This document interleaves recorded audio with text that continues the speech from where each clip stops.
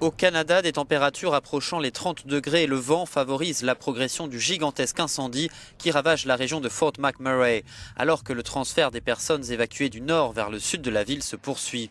Des quartiers à l'ouest et au sud-ouest de cette ville pétrolière sont entièrement dévastés. Les autorités estiment que sans précipitations conséquentes, l'incendie pourrait encore durer des mois. Nous nous attendons à ce que le feu s'étende encore vers le secteur nord-est et rejoigne cet autre foyer, explique ce porte-parole chargé de la prévention incendie. Nous pensons qu'il y a de fortes probabilités que le feu s'étende au-delà de la frontière avec le Saskatchewan avant ce soir. Nous attendons une recrudescence du feu durant toute la journée et il continue de s'éloigner de la ville, mais cela va être encore une journée éprouvante pour les pompiers. Les groupes pétroliers ont cessé une partie de leurs activités, réduisant d'un quart la production quotidienne du Canada.